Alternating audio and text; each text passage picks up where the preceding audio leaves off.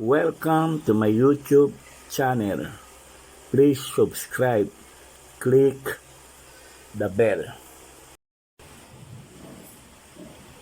Kumain ba tayo lahat? Bilang maglalap sa salita ng Panginoon. Babasahin ko po sa Biblia sa Hebreo 10, verse 25. Huwag natin kalimutan ang pagdalo sa ating mga pagtitipon.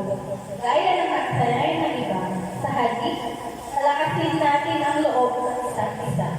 Lalo na ngayong nakikita natin malapit na ang araw ng Panginoon. Salamat. Ito po salita ng Panginoon. Salamat sa Diyos.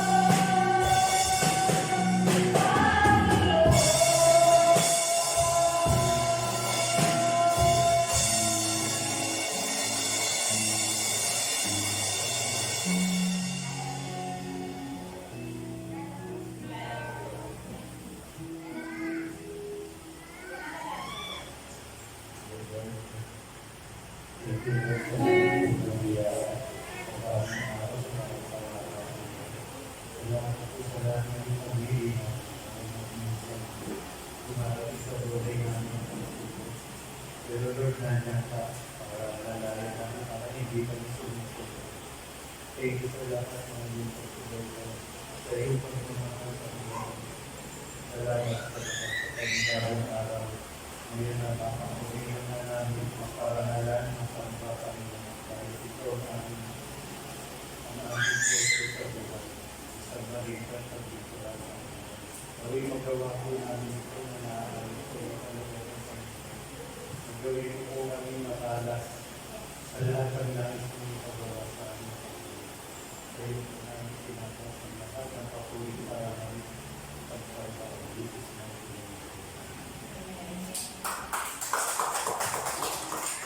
Hallelujah!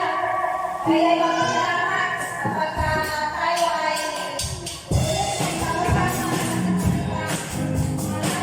Filme ko lang yan.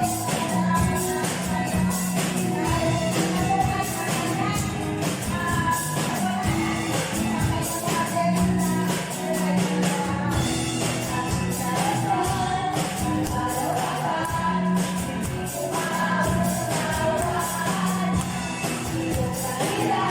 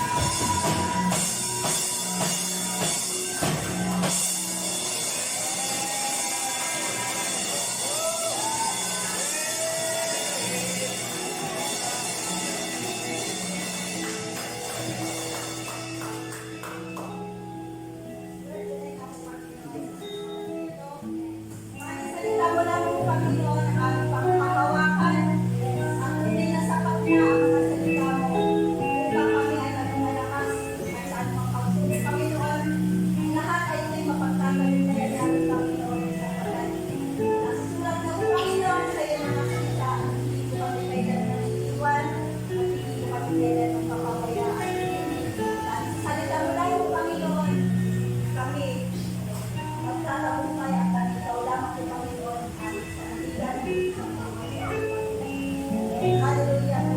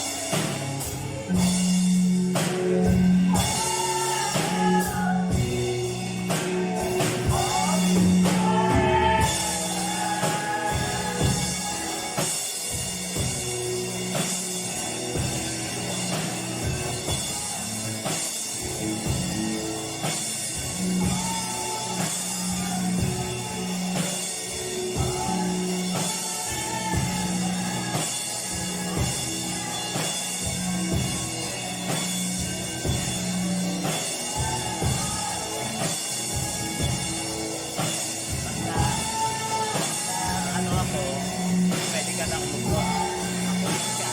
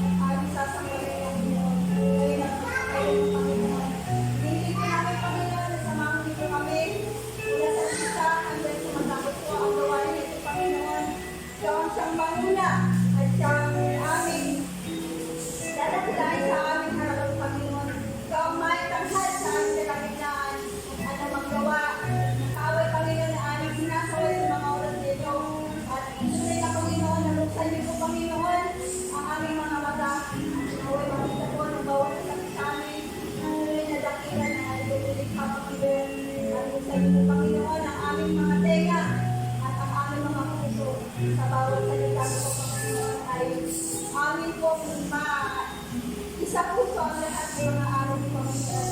Yung mga salita ng Panginoon na naway magturo sa aming mga puso at madala po namin sa aming Panginoon. Pero hindi po kami ang nakatawalan sa lahat ng aming mga pagkakamali. Dahil na po kami nagkakamali ng mga kasala Panginoon. Dahil kayo naandyan at nagkakamali po kami. Pagkawalan sa lahat ng aming mga kasala. Pero gabayan niyo po ang aming pastor na magbibigay po sa akin upang magkaitan po natin ang mga salita ng Panginoon. Ang salita na ito ay tumingin po sa aming at sa bawat anak niyo po na nakakay dito sa ibalan na pagkakas ay gabayan niyo po na bigay po na paglalaki po namin sa araw na ito. Gabayan niyo kami Panginoon na oras na ito at ito po ang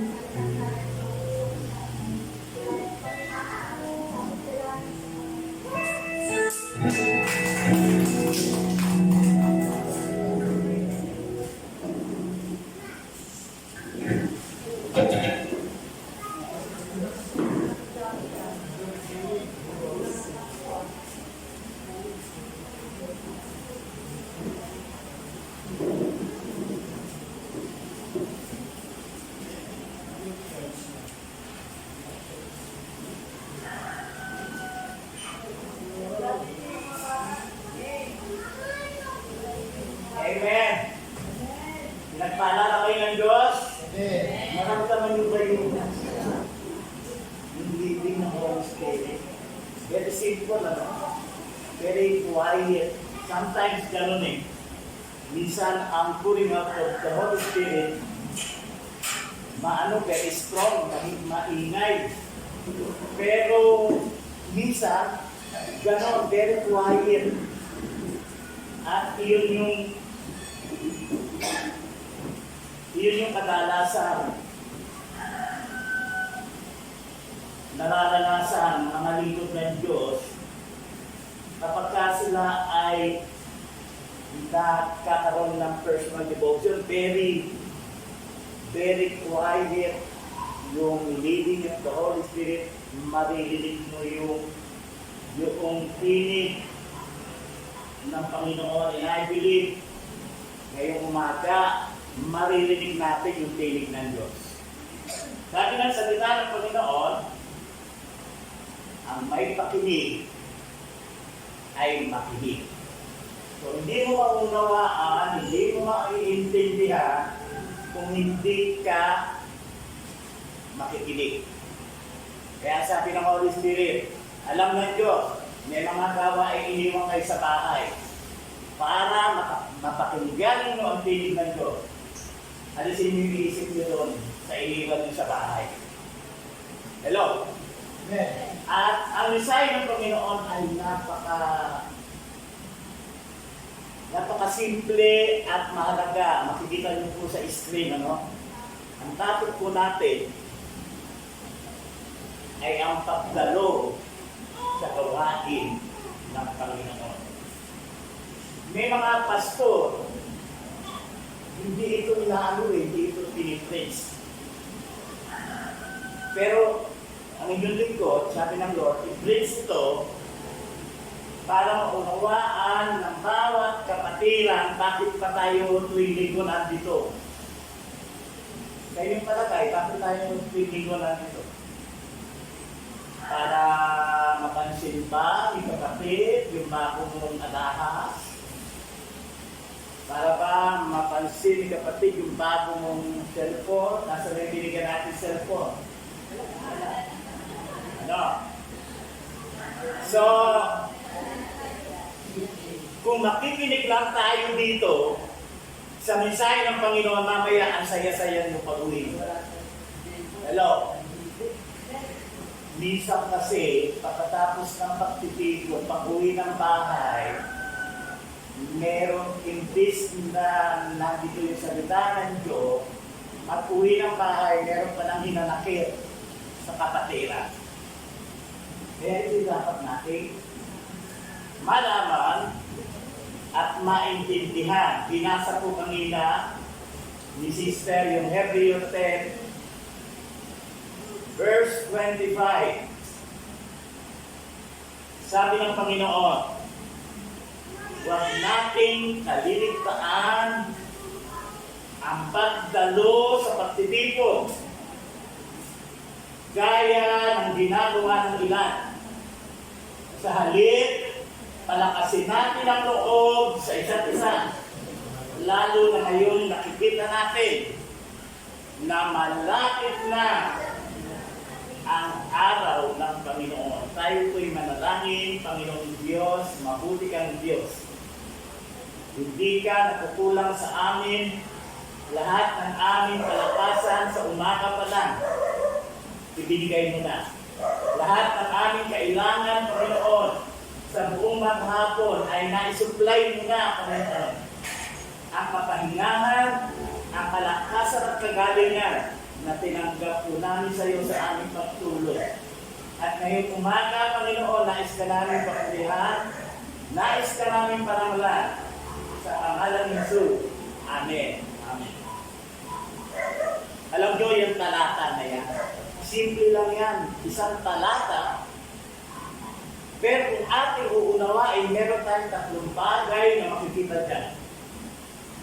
Makikita natin dyan, mga kapatid, ang tatlong bagay, ang pagdalo sa pagtitipon ng mga mananampalataya every Sunday, every prayer meeting, Bible study. Number 1, ito ay isang malagang utos. Utos yan ng Diyos na hindi kailangang baliwalain. dapat pinibigyan mo ng pansin niya. Isang uri na gawain nagiging daan upang palakasin ang loob na bawat isa. Kung gusto mong puro positibo sa araw ng linggo, gusto mong puro positive ang mangyayari sa buhay mo, pumunta ka sa gawain. Kasi pansinin mo, kapag hindi ka pumunta ng gawain buong linggo, sure, puro negatibo. Ano? Number 3, isang gawain na dapat hindi pinababayaan. Lalo na ngayong nakikita na natin ang araw ng Panginoon. Nakikita na natin, nilito, may baha, no? Pero ang laman ng church, konti. Pero may araw ng linggo, walang lindol. Nasa anong tao? Nasa mall. Sabi ni Satan, punta kayo sa mall kasi nilindol at babagsak yung mall. Okay, pumunta sa church kasi yung church hindi babagsak. Dahil protected by Jesus. Yan ngayon ang tao. Kaya mga kapatid, pagka pinanunod ko kagabi, maximum magnitude 7 sa Butuan City. Puro doon sa Bisaya. Kaya kung may Bisaya rito, nandun yung mga kamag-anak nyo. Tell them to repent and come to Jesus. Makikita nyo, pag binabasa ko yun, ang tao, magkasugatan, lalo na ang bata, ang tinatawag, nanay! Kapag may sakit, nanay! Pero ngayon, sa lahat ng napanood kong video from the very beginning na nagkaroon ng lindol hanggang kanina, wala akong narinig na sumigaw ng nanay, tatay, ang sinigaw, Lord! Lord! Lord! Ang Panginoon, sabi ng Panginoon, those who call upon the name of the Lord shall be saved. Pag tinawag mo ang Panginoon, maliligtas ka sa lindol. Kaya lang, pag humupa na nito, humupa na bagyo, humupa na baha. Tinawag nila si Jesus, nakaligtas sila sa baha, nakaligtas sila sa lindol. Pagdating sa pagpapasalamat, nasaan sila? Na kay Mary, na kay Pedro, nasa IMC, nasa kung ano-ano. Hindi kay Kristo. Kay Kristo na nagligtas. Kaya mahalaga yung pagtitibo. Kung pwedeng harap. Sinasabi nila na darating yung Bigwa at yung Bulacan kasama. Kung pwede lang sabihin ni Pastor na lahat kayo, dalhin nyo na yung mga gamit nyo, dito kayo sa church, lahat. Pero hindi gagawin ni Pastor kasi hindi na natin si Pastor. Hindi tayo dapat mag-impose ng fear. Ang dapat i-impose natin ay yung fear in the Lord, yung takot sa Panginoon. Amen. Una natin pag-usapan, itong pagtitipon ay isang malaking utos na hindi dapat baliwalain kundi dapat bigyan ng halaga. Pag sinabing utos, ano ang sagot sa utos? Pagsunod. Pag ikay sumunod, natupad mo yung utos. Pag hindi ka sumunod, nakasala ka.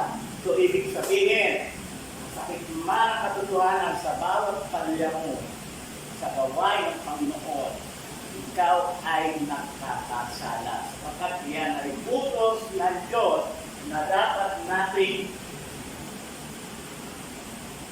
sundin. Kung nung nakaraang linggo, wala ka, nakasala ka, hindi ka ng tao sa Panginoon, ngayon maririnig mo ang message ng Lord, simula ngayon, huwag ka lang magkasala, dumalo ka lagi. Amen. Amen po ba? Amen. Uri ng Panginoon.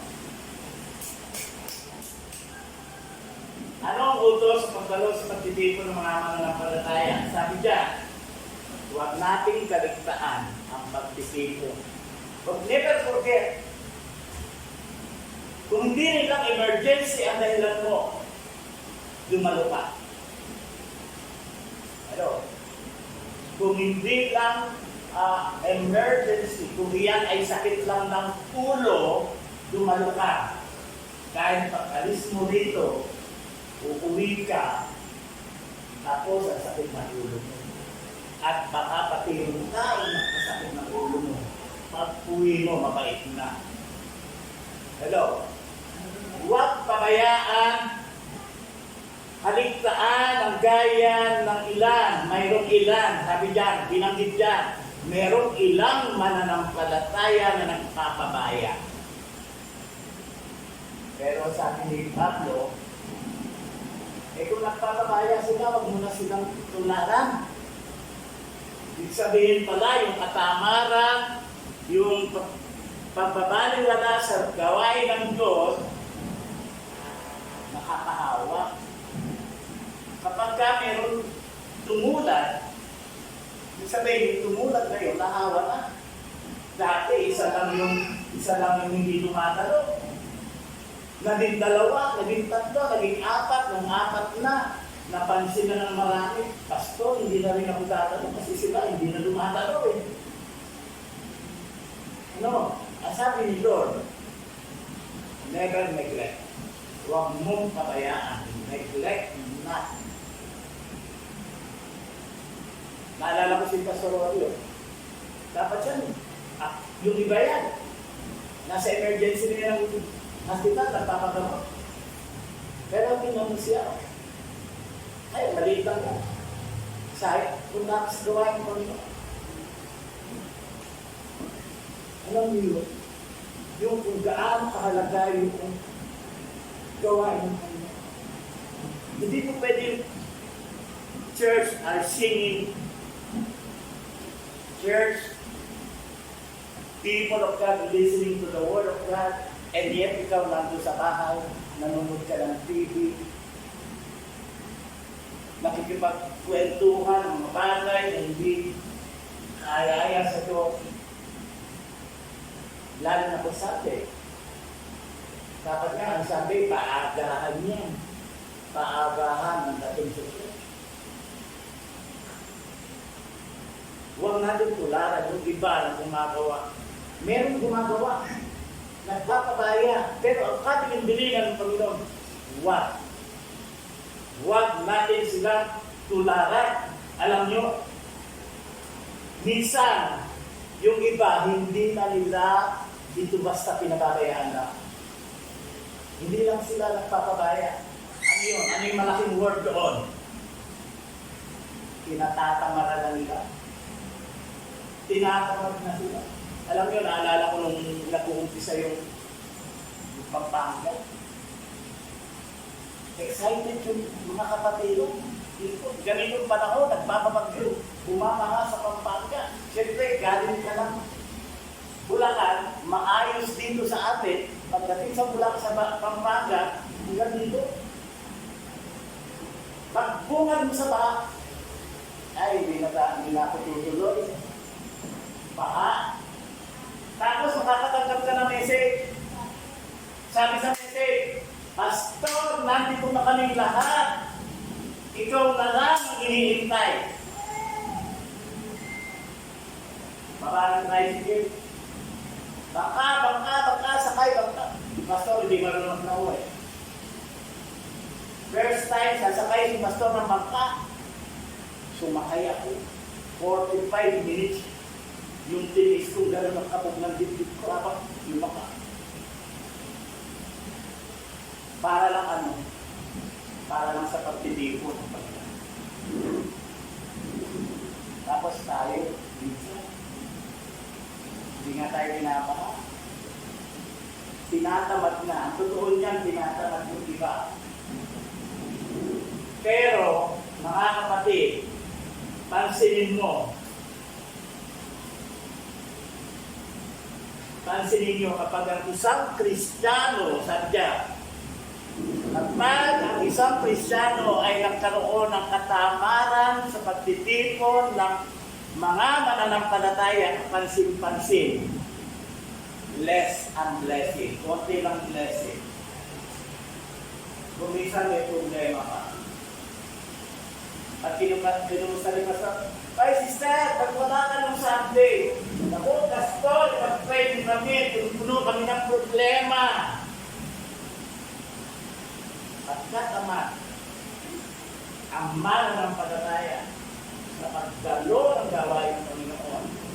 Dahil dito tayo pinapakain, dito tayo tinitrain ng Diyos, at hindi ka kumakain, at ikaw ay tamad, hindi ka kakain. Dahil ang prinsipyo ng Panginoon. Kaya pansinin niyo, lahat mananampalataya o hindi. Yung mga tao nakatira sa ilalim ng tulay, bakit sila nandoon? Hindi ba sila mahal ng Diyos? Yung bang Diyos na nagpapala ay hindi sila pwede pagpalain? Alam niyo kung bakit sila nandoon? Karamihan sa kanila, tama. Dahil ang prinsipyo ng Panginoong Diyos sa tamad ay ang sabi sa 2 Thessalonians 3:10.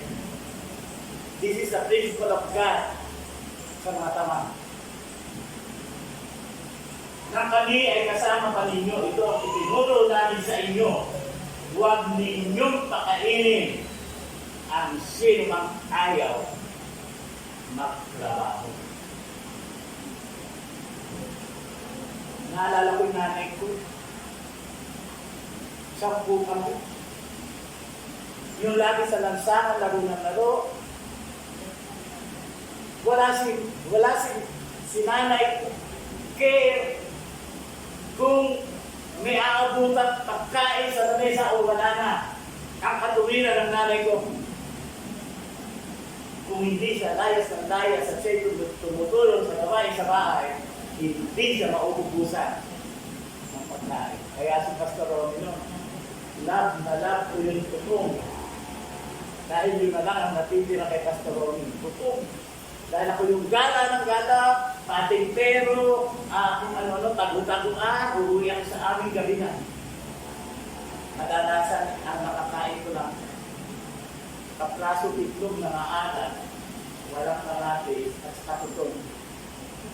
Naalala ko yung nanay ko, lagi sinasabi na kapagtamad ang biyaya ng Diyos. Hindi umaagos. At ngayon ako'y Kristiyano na, nakita ko ito pala ang prinsipyo ng Diyos. Kapag tamad ang tao, hindi pala dapat pinakakain. Hello? Hello?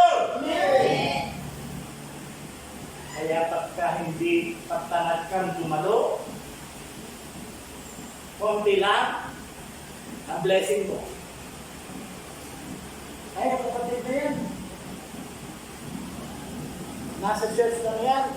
Nakaupo lang natin sa isang sulog yan, tahimik. Pero napansin ko dyan sa kapatid na yan, sunod-sunod ang pagpapala. Nung sabihin ko, kotse dala niya eh. Ngayon ano na eh. Sasakyan may payong na eh.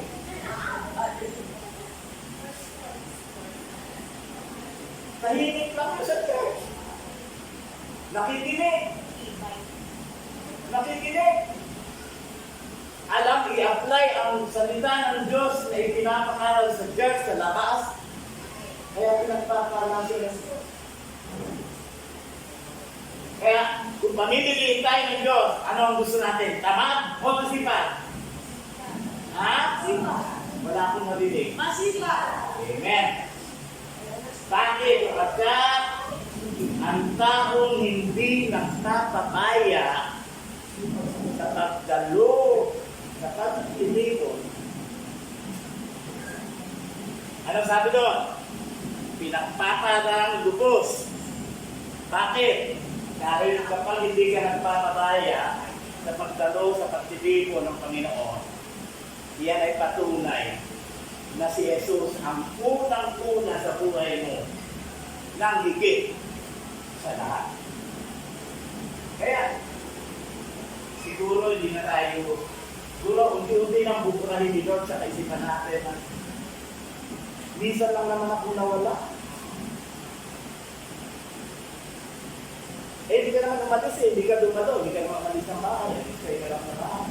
Bakit? Pastor, ang dami kong problema eh. Hindi nga masolusyonan sa bahay yung problema mo, hindi pumunta ka sa church at nandoon, maririnig mo sa Diyos kung ano ang solusyon sa problema mo. Bakit ka pa? Batriya! Dahil ang sabi ng Panginoon, pag lagi kang dumadalo, tanda iyan na ang Panginoon ang unang-una sa buhay. Dahil sabi ng Panginoon, Matthew 6:33, ngunit higit sa lahat, pagsikapan ninyo na kayo'y pagkarian ng Diyos at mamuhay ng ayon sa kanyang kalooban at ibibigay niya sa inyo ang lahat ng inyong basahin ng malaking letra. Para kailangan lahat mabuhay sa kalooban ng Diyos. Ang pagkaloob sa pagtitipon ay kalooban ng Diyos. Hello? Amen. Kaya ako natutuwa dahil natin ngayon. Karapakan natin ng Lord sa buhay natin. Hindi na naman kahit ganyan ang ulan. Yung pangalawa, ayon sa verse, isang uri ng gawain na magiging daan upang lumakas ang isa't isa. Dito, focus tayo. Kaya ka nandito para palakasin mo yung pastor mo. At kaya narito si pastor para palakasin kayo. Hello? Walang pagkamahalan para lumakas ang bawat isa ang hindi ang pagtitiko.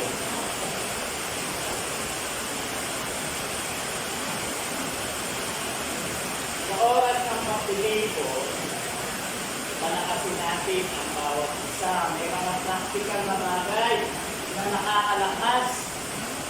Ano yun? Dapat lahat masaya. Bawal ang nakasimango. Dapat dyan, doon palagi na nakangiti ka na. Kahit parang tao, nakangiti ka na. Ayaw mo magkakalang kanila. Basta ikaw nakangiti. At pangilan mo, ang tao, mahanapan ka ng wrinkle. Walang makita sa'yo. Kasi nato ka, masaya, lagi. Ay,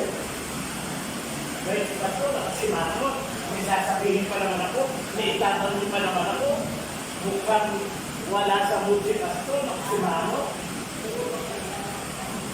Hindi yung kailangan. Hindi makakatulong sa pagpapalakas ng bawat isa. Dapat may ngiti sa labi. Pagdating mo sa gawain para mapalakas natin ang mga kapatiran kung pwede mong kamayan isa-isa. Kamayan mo sila isa-isa kung gustahin mo sila. Kamayan. Malaking takto yung pinakamayan natin ang bawat isa. Minsan dahil sa pride, ang ibang kapatid ay nanghihina at ang iba naman ay natitiso.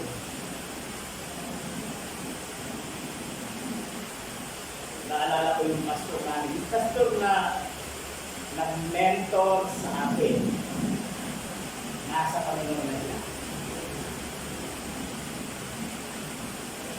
Sabi niya, mga kapatid ng babae, Pastor, ano to women's men's fellowship ito. Pwede ba, pastor, na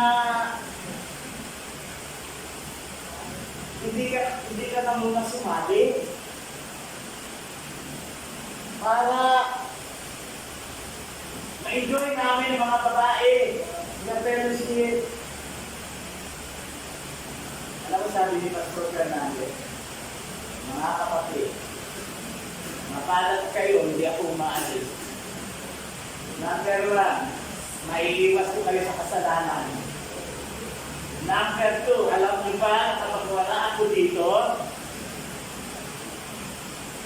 chismis kayo, at alam niyo ba kung sino pinag-usapan niyo? Ako. Sabi mo ito, ako. Kaya para makaiwas kayo sa ganoong sitwasyon at para lumakas kayo, babantayan. Diba?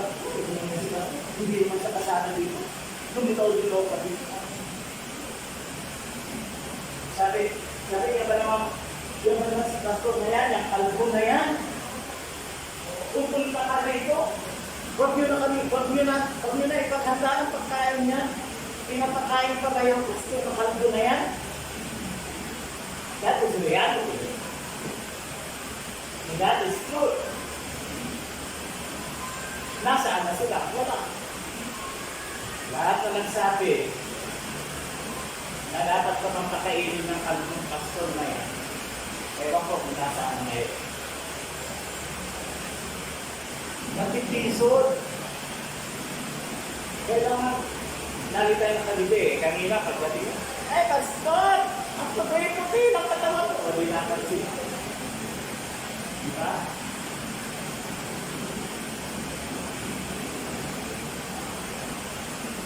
Napakambaba. Luping kamaya, Jerry kamaya, lahat kayo kamaya. Sabi nga, pag-uwi ni mamaya, walang pagkuha. Lahat ay nagmamahalan at lumakas.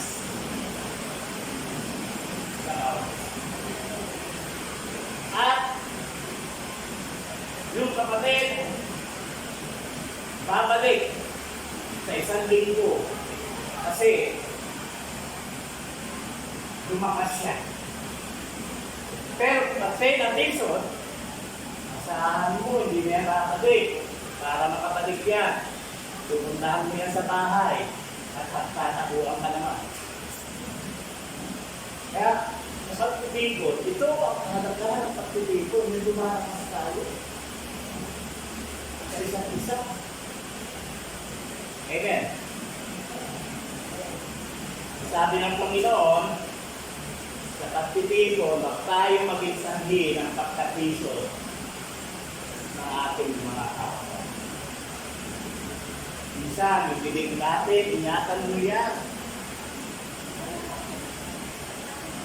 Minsan, yung kausap mo, binilin mo na yung kausap mo, na tayo dalawa na pag-usap ha, huwag mo sasabihin ha.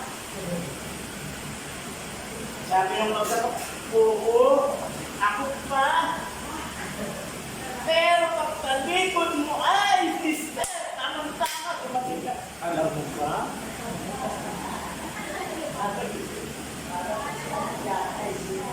Mangyayari yan sa pagtitipon. Kaya bigyan natin ang halagang pagtitipon.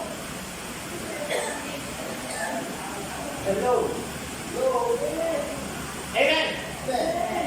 Maagahan. Una-unahan sa basahan. Pagpunas ng silya. Una-unahan. Mag-alis ang alikabok sa mga speaker, sa drum. Una-unahan yan sa pagtitipon. Hello. Alam niyo si Pastor Romy, ang unang ministry ko, nakalinis ako ng CR ng church. Pinakamay ko yan. Alam ko sa mga kapatiran kung sino yung panahura na basta na lang nag-iiwan doon ng kung ano man yung gusto nila iwan. Alam ko yan kung sino yan. Dahil paglabas niyan, Alam ko kung sino yung huling lumabas bago ko yan release. Alam ko kung sino nag-iiwan doon, mga whisper doon. Alam ko yun. Kasi yun ang ministry ko at hindi ko yun pinagsawaan. Sabi ng pastor ko, Brother Romy, halika. Mula sa isang linggo, hindi ka na makuhugat, hindi ka na makikilis na siya, meron ang kakami sa iyo. Sino po? Yan. Ay, nakita pa yung kakami sa akin, mas listis ko sa akin.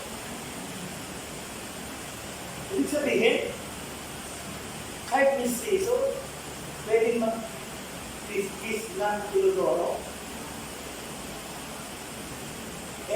Basta gagawin mo sa Lord, ipupulungan ka ng Lord.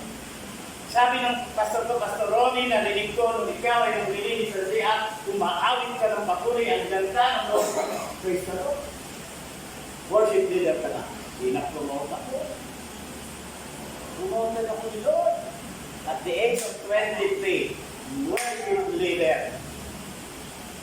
Batang-bata. Marami sinakripisyo, tatrabaho sa Makati, pagdating ng 15, 12 pa na, umiikot na ang listahan sa aming opisina, sino sasama magdidisco sa sweldo, isulat yung pangalan niyo. Hindi ako sumasali, sinacrifice ko yun. Kahit na katataan ko, gusto kong nagdidisco ako. Sinakripisyo ko yan para sa Panginoon. Pero tinumot ako ng hindi ko tinataas ang aking sarili kung hindi tinetestify ko how God is great. Ang pinakamabatang bagay na gagawin mo sa ministry.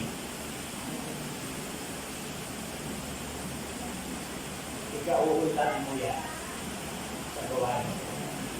Dalawang bata ko rin, tinutulungan sila. At ko, Justin, pasensya ka na. Gusto kong paglumaki ka. Pag nawala si Pastor, meron din si Pastor Justin. Tatayo.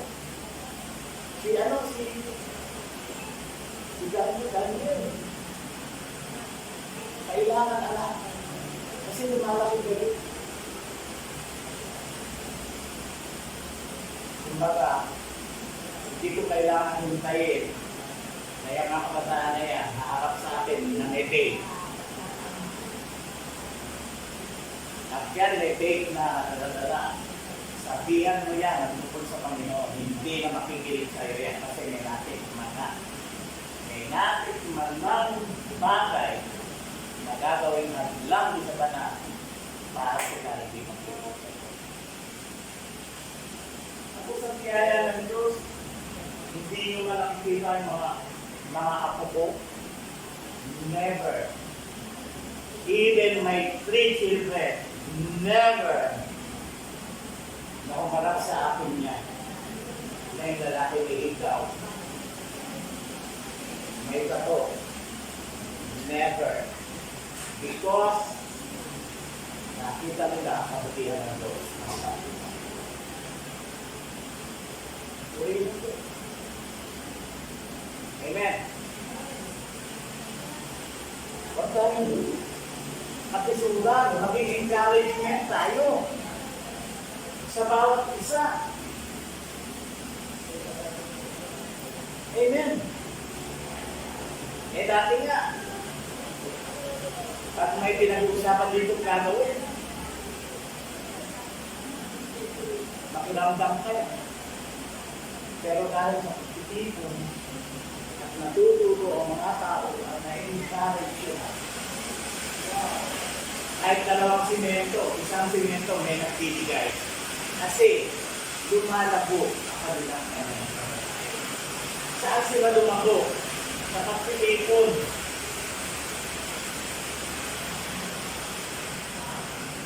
First Corinthians 10:32, sabi ni Pablo, huwag kayong maging sanhi ng pagkakasalan ninyo ng mga Hudyo, ng mga Hintil, o ng mga kaanib sa UJCC mataas na kala. Huwag kayong maging sanhi ng ikakartison, ipagkakasala ng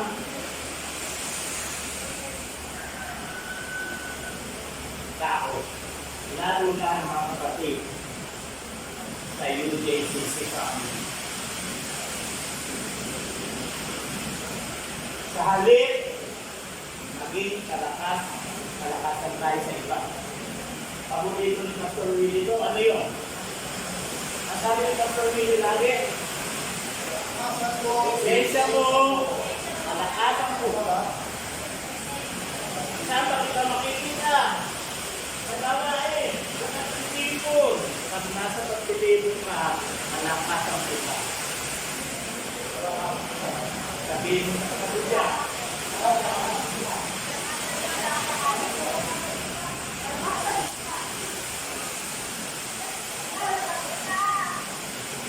Bakit? Bakit kailangan maging kalakasan tayo sa iba? Dahil tandaan ninyo. Tandaan ninyo. Sapagkat hindi lahat pare-pareho ang level ng pananampalataya. Pastor, dapat bumaba ka sa pinakamababang level ng pananampalataya ng level para pagkaunawahan kayo.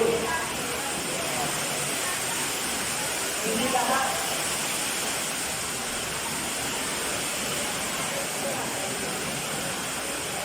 Tanggapin ninyo ang mahihina sa pananampalataya at huwag sila matugan sa kanilang pananampalataya. Dapat alam natin sino ang mahina, sino ang malakas. Yung nag-aalaga ng baboy, alam nyo? Dami yung baboy yan. O nga, pastor, ang dami. Ilan yan? 15, pastor.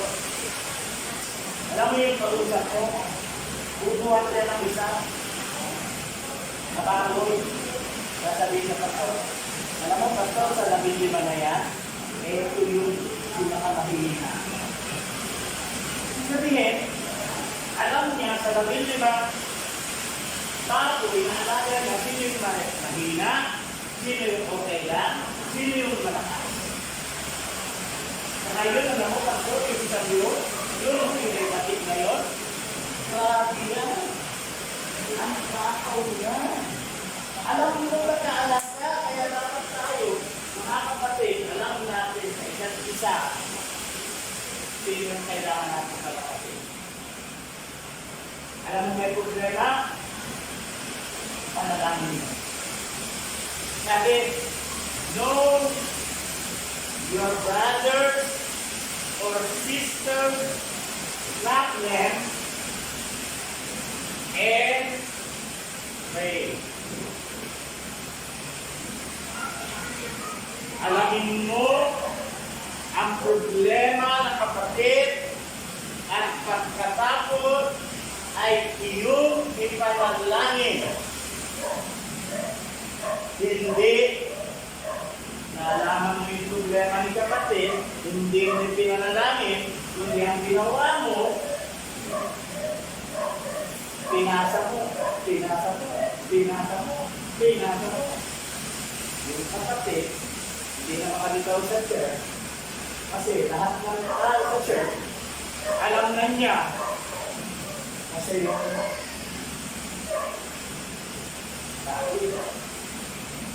kailangan lumalakas tayo. Mga kapatid, basta rin titignan nila maganda. Pero meron din ako pinagdaraanan na kailangan mong ipag-pray. Pero sasabihin ko sa inyo, hindi na kailangan malaman. Kailangan lang. Pag-pray ninyo ang lahat ng Pasko. Hindi lang sa UJCC. Hindi sa buong mundo. Bakit? Ito na yung final. Bakit? Lahat ng pastor, lahat ng mananampalataya, all over the world, ay ipanalangin natin. Bakit?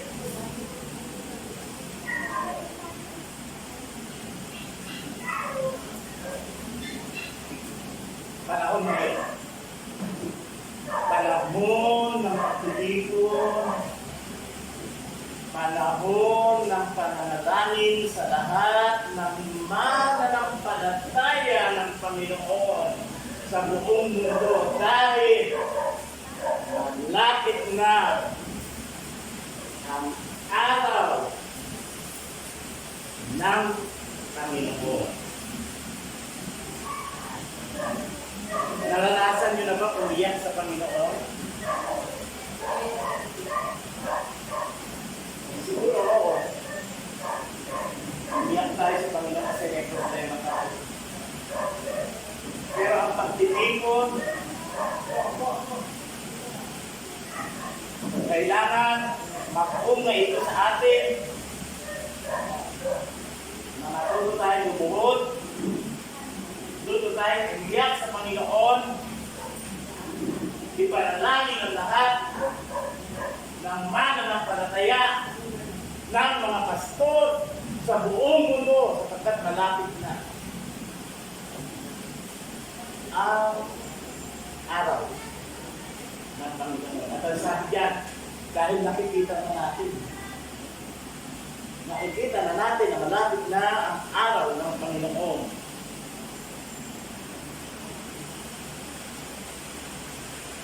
Tayo ay nasa end times. Babasahin ko yung Matthew 24, 5 to 10. Nasa screen, basahin nyo, maraming paparito sa pangalan ko at magpapanggap na sila ang Kristo at marami silang maliligaw. Makarinig kayo ng mga labanan at makakabalita ng digmaan sa iba't ibang lako. Ngunit huwag kayong mapahala dahil talagang mangyayari ang mga iyon, bagamat hindi pa iyon ang katapusan ng mundo. 7. Maglalaban-laban ang mga bansa, gayon man ang mga kaharian, magkakaroon ng tagbutong, lilindol sa maraming lugar. Ang lahat ng mga ito'y pasimula pa lamang ng paghihirap na tulad ng isang babaeng manganganak. Mga labor lang yan, babaeng manganganak. Sa 9, sa panahong iyon, kakapuotan kayong lahat sa inyong pagsunod sa akin. Isasakdal kayo upang pahirapan at patayin.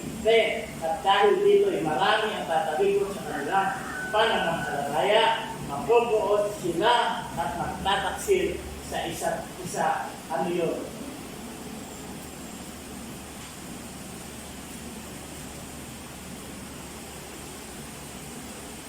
Bakit kailangan manalangin na tayo, mga kapatid?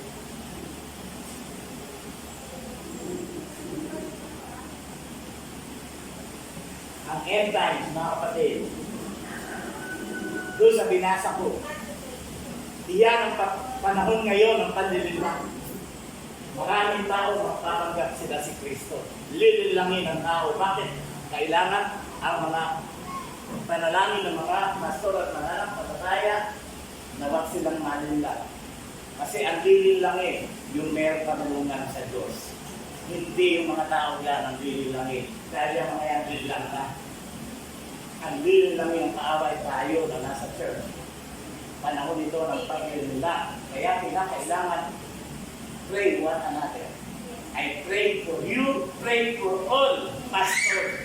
Not only in Judaism, but all over the universe. Hindi ang mga tao sa lansangan ang lililangin. Ang lililangin ng diablo tayo. Dumadami tayo gusto ng diablo, lililangin tayo para tayo ay kumonte. Ito ang panahon ng kadilila. Panahon ng paglalaban-laban o digmaan ng napapalitaan nyo yung mga digmaan, bansa sa bansa, may mga Kristiyano doon. Pray! Pray for those Christians. Kasama ang digmaan sa kanila. Pagka Kristiyano ka, inatake ka ng takot sa digmaan, sasabihin ng bansa ngayon, gagamitin na namin, ikaw ay mag-suicide bomber sa takot mo na rinlang na kakayag ka, kaya ipanalangin, kilala mo man o hindi ang mga Kristiyano. Pray for the body of Christ. Panahon ng taguto at lindo. Alam niyo, hindi ba kayo nagugulo? Hindi. Pero nandiyan ang taguto. Sa patuloy na magtaas ng presyo ng bilihin, people can never stop. Hindi natin mapipigilan ang pagtaas ng mga bilihin ng bigat ng lahat ng bilihin. Bakit? Dahil diyan magsisimula yung tagutom. Pumapasok na ang A1. Alam niyo yung A1 yung sa computer? Isang araw ang mga bangko, wala ng teller. Papasok na ang A1. Mga corporation, wala ng mga nagpo-computer. Papasok na ang A1. Mawawala ng anak, buhay ang marami. Iyon ang simula ng tagutom. Lilindol, hindi man dito. Sa ibang lugar, nakikita na natin ang Panginoon. Pray. Come to the church every Sunday. Come to the church during the prayer meeting and pray. Wala kang kailangan, pero meron kang participation. Pray for the body of Christ. No? Pray.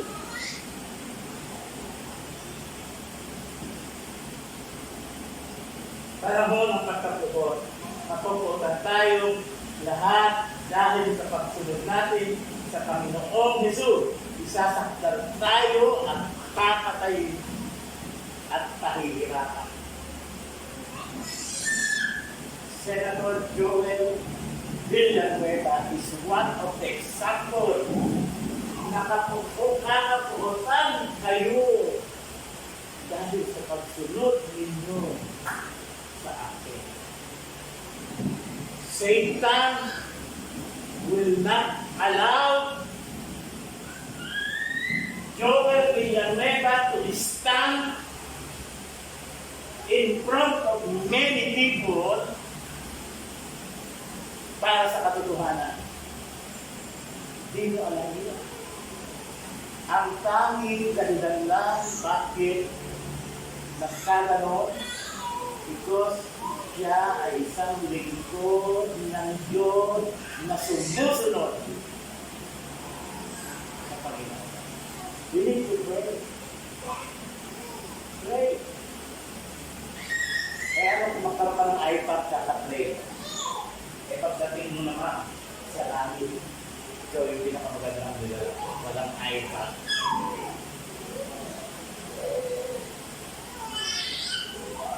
Isasakdan, kapupuotan, dahil kay Kristo, nakakaawa yung mga basher kung anong sinasabi nila. Pag binabasa mo, tumatago sa puso mo.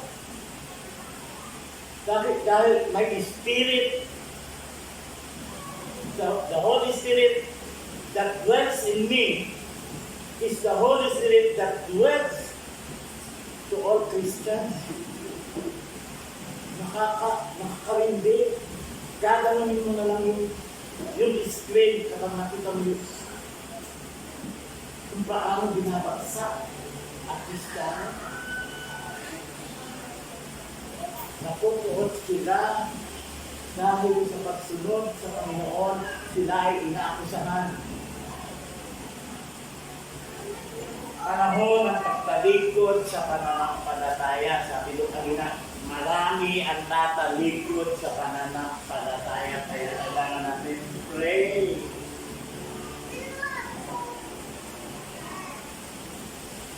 Hindi lahat matatag. Mahina kayo, mahina rin ako. Lalakas lang tayo kung magpapalakas tayo dalawa. magkasama man tayo sa pagtitipon o hindi. Pray kita, pray mo. Bakit sa panahon ito, hindi ka nakasisigurado na isa sa pastor mo tatalikod sa pananampalataya? Hindi ka sigurado. Dahil nakikita nyo, masaya si pastor, parang walang problema, parang ganito, kailangan ipag-pray mo. Baka natin yung panahon na magtalikod sa pananampalataya, yung pastor na hindi mo pinanalangin, isa pa na yun sa tatalikod. Okay?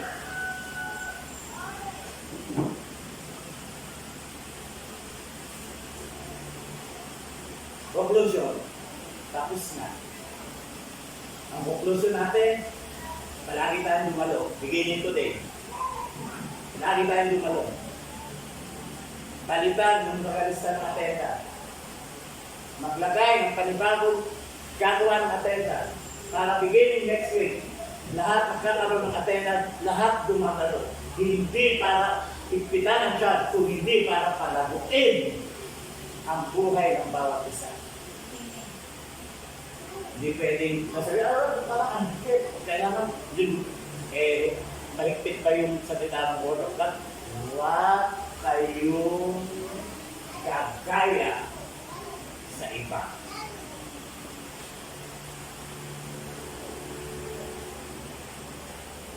Magpalakasan tayo sa isa't isa. Ang may problema na pupunta rito, uuwi, masaya ang malakas, walang problema. Dahil sa iyo. Kaya pwede mo sabihin sa katabi ng alam mo ba, kinatakas ko? Ano? Dahil nandito ka ngayon. Dahil nandito ka. Dahil nandito si Sister Sarah, ang lakas ko. Dahil nandito si Ate Carmelita, ang lakas ko.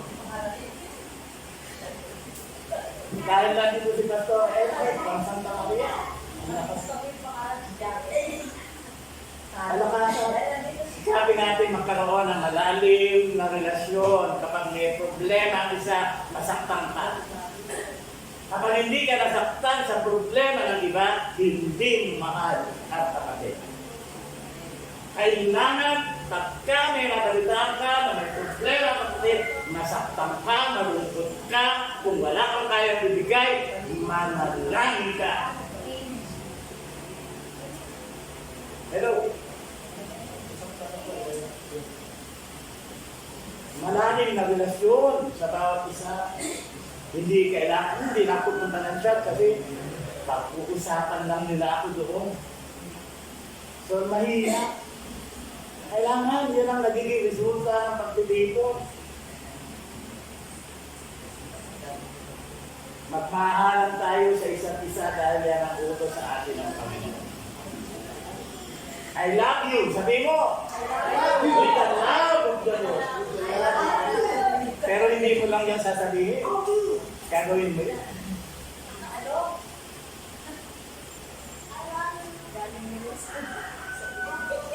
Kasi, nung sinabi ng Panginoon na magmahalan tayo sa isa't isa, ginawa niya na muna. Minahal niya tayo.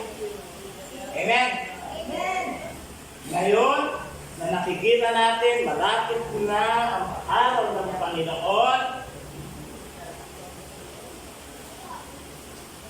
magkaroon na tayo ng pagnanais. Na araw at ng tuwing may gawain, nandito tayo. Alam, si Pastor Ed, dapat yan, mamahinga muna yun. Dahil mamaya, nasa gawain siya. Pero hindi siya namamahinga. Pumupunta sa mataas na parang, ewan ko, masarap yata ang kape dito. Praise the Lord! At nawilili. Ano, hindi sabihin, alam ko sa sarili ko na lumalakas siya sa inyo at napapalakas na kayo. Kita niyo, sarap niyo sumayaw. Kasi nandiyan yung Pastor Ed na nagkaganyang-ganyan. Kung malayo ka, ganyan ka pa, di wala. Yung bitara, ganun lang, walang ganun. Di ba? So yun ang silbi ng bawat isa sa atin. So, sa Tapos-tapusan tayo lahat ay manalangin.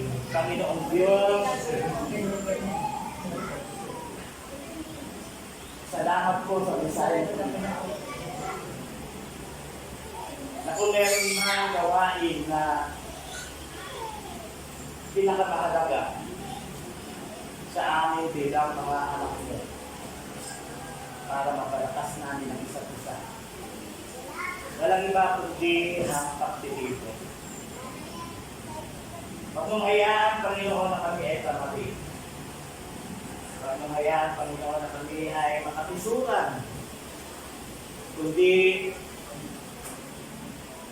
sa biyaya mo, Panginoon. Kami ay panakasan ng bawat isa. At kami ay magiging masipag at pakinapang sa gawain.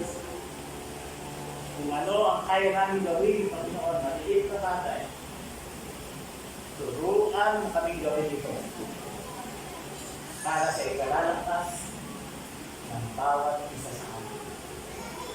Bigyan mo kami ng pag-ibig sa aming puso, pag-ibig sa bawat isa. Nang dahil sa pag-ibig ngayon, Panginoon, kung may pinagdaraanan man ang kapatid, masaktan kami, malungkot kami, at kung wala na kami kakayahan na tulungan, doobin mo na kami lumuhod sa iyo at manalangin. Salamat po, Panginoon. We pray all the members of the body of Christ in the universe sa panahon dito na panahon ng katapusan. Lord, we pray, wala kahit isa man at tatabigod sa iyo. In Jesus' name, Jesus, we rebuke the spirit of panlilila, panggigigil, spirito ng lukot, ng pagkako, naglilibot sa iyo, na sila'y pinalihirapan, sila'y sinasakta. Lord, we pray, and we continue to pray, O Lord, the UDACC family. At kami, Panginoon, ay laging maging kalakasan ng bawat isa. Salamat po, Panginoon, in Jesus' name, I pray. Amen.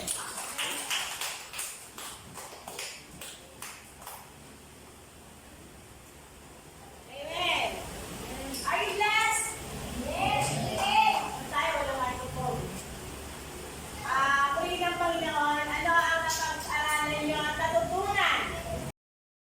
Thank you for watching.